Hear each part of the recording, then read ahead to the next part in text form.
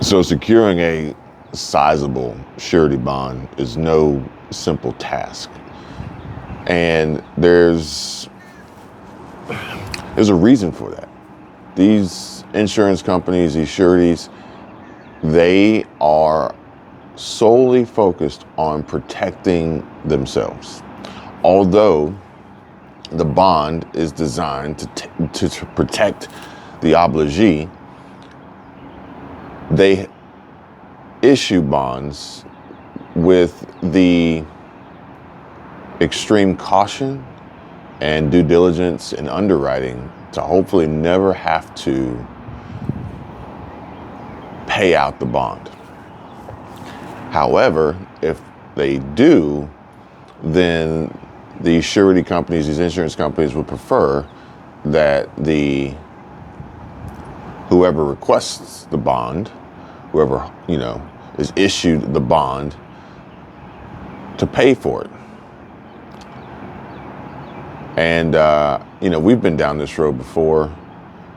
And I speak from experience in having secured bonds up to roughly $2 million.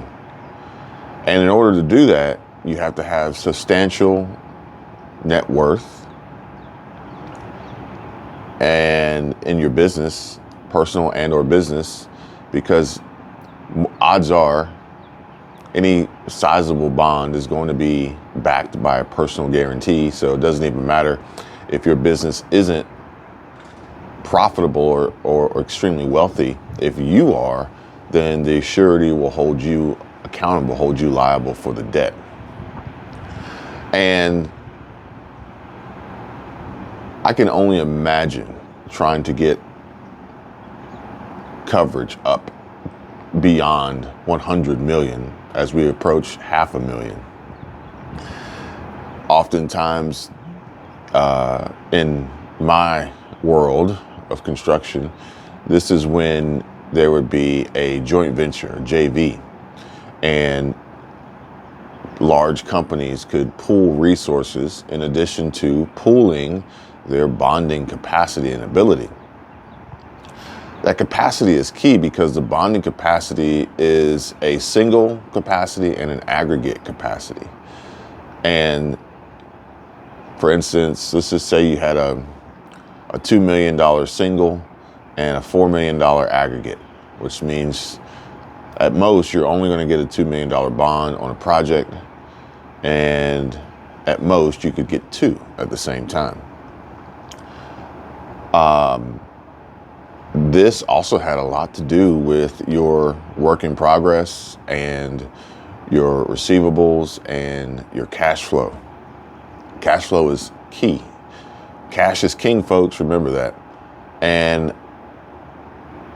I would tell you guys that if it were me and I had the cash, I would be very wary, because the cash flow is the life's blood of the business. And let's just say you have just enough cash. Well, now you no longer have cash flow. Well, actually, I take that back. You no longer have the cash on hand.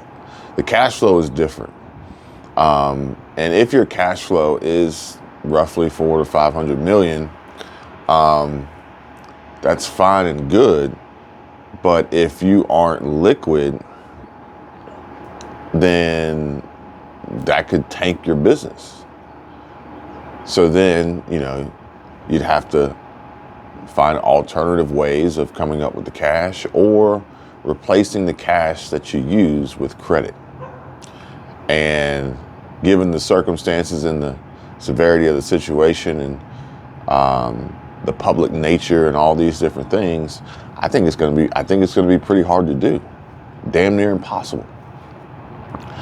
I was actually reading an article this morning, and there was a reference made in the article of, there's like two ways, there's three ways out. I don't think they talked about the third way. One of the ways out would be to borrow the money, not through a bonding company, not through a surety, but just through somebody who has the money.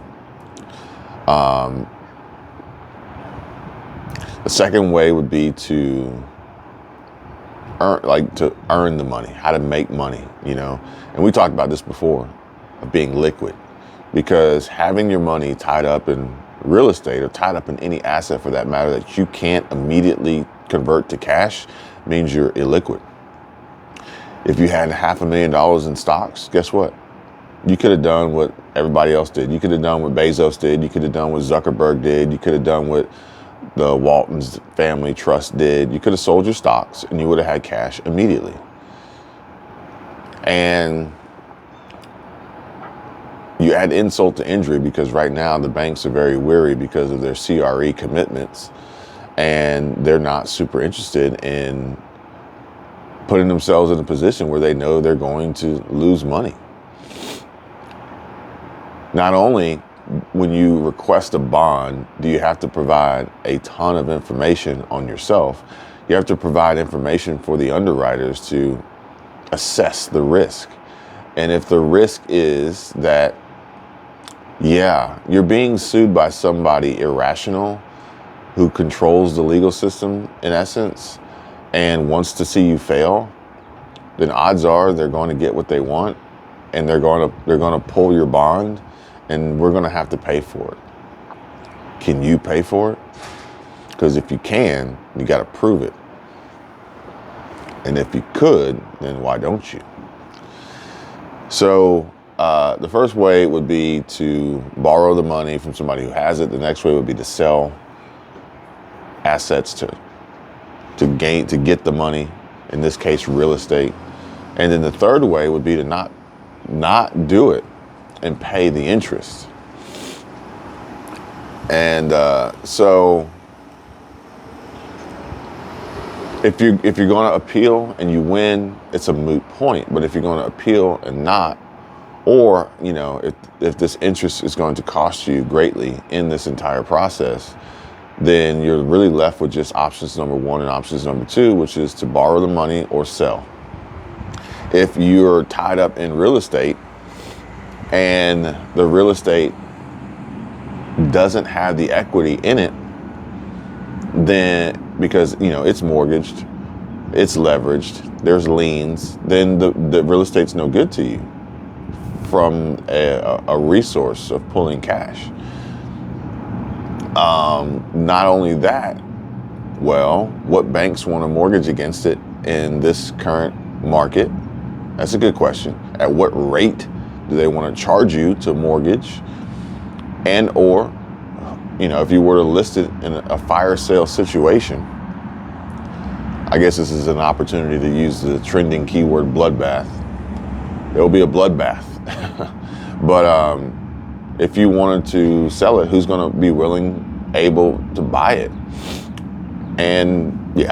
And closing on multi-$100 million real estate, that's going to take some time. And if it's commercial real estate, good luck.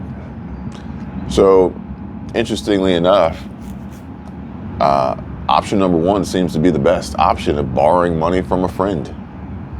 And just yesterday yesterday and a few days prior, two people connected to one another, or formally, not so much anymore, extremely capable of doing this. Actually, Mark Cuban was one who chimed in on how difficult it would be for anybody to obtain a near $500,000 bond, especially with the commercial real estate CRE market being the way that it is right now, and pledging those assets as collateral.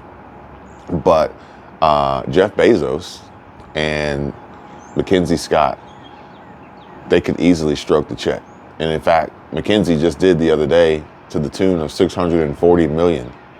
Jeff Bezos and Lauren Sanchez just cut $50 million or $100 million, and they got the money. They have the means. There are people out there, but I guess the question is if or could you call on them to bail you out of a jam? And if you could or would they? Do they feel confident that they'll get repaid?